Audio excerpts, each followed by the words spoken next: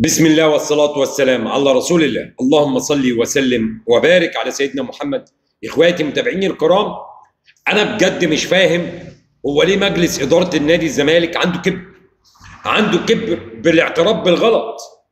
بيمر حوالي 48 ساعة عشان يطلع بيان إنه في خطأ حصل وإنه لازم هو كمان يحقق فيه.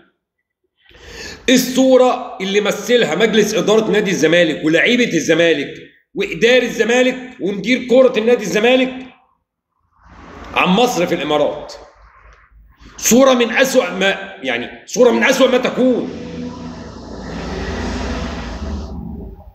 أنت ولا اعتذرت امبارح ولا النهارده الصبح وجاي تعتذر من شوية بعد إيه؟ ليه ما تحسش من الأول؟ وده عيب ان اللي بيحصل في مصر عود الناس غلط.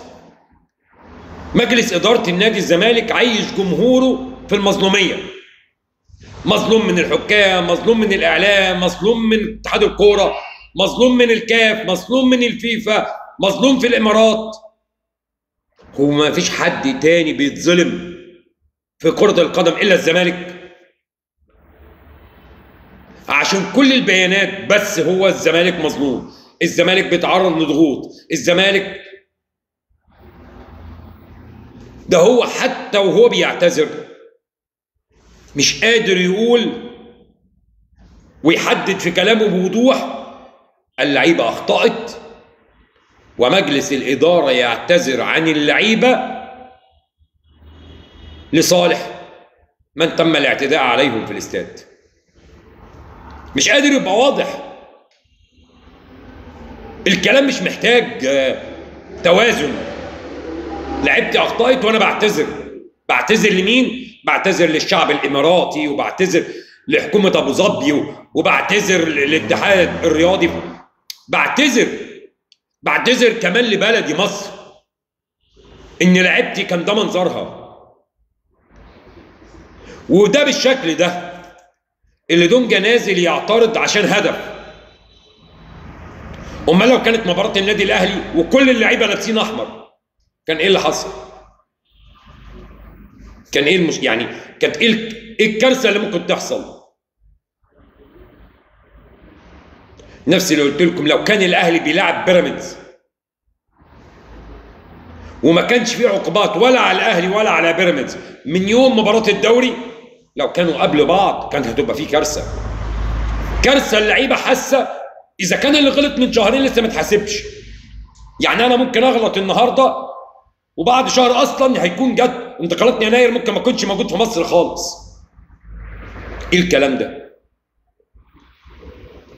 ده جوميز لو كان خسر السوبر الافريقي وهيخسر السوبر ده كان زمانه مشي. وبعد كده العقوبه هتطبق على مين؟ على الهوا؟ على الورق؟ ولا هنجري ندور على جوميز في انهي دوري عشان نطبق عليه عقوبه؟ ده اللي اخطأ بيضحك علينا. انا غلطت وما اتحاسبتش. ازاي تقنع اللعيبه تاني اللي موجوده في باقي الفرق ان هي ما تغلطش؟ وانا مش عايز مقارنه، اصل في مصر في دلع. لا، القضاء في مصر والقانون في مصر ما بيوصلوش الورق. زي ما الكابتن احمد شبير النهارده بيقول ان التقرير من مراقب المباراه اتعمل يتركن في الدرج. لجنه التظلمات تطلع العقوبات تتركن في الدرج. احنا بنركن في الدرج وبنطلع العقوبه على اللي احنا عايزينه وفي الوقت اللي احنا عايزينه.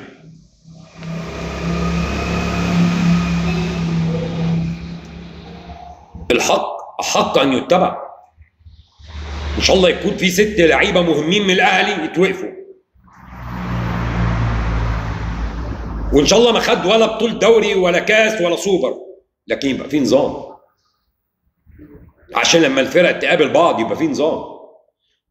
لكن الزمالك عاش في المظلوميه، ما خدش لقب القرن، مظلوم، ما بياخدش الدوري، مظلوم، الحكام مظلوم، في كل حاجه مظلوم. للاسف الزمالك ومجلس اداره الزمالك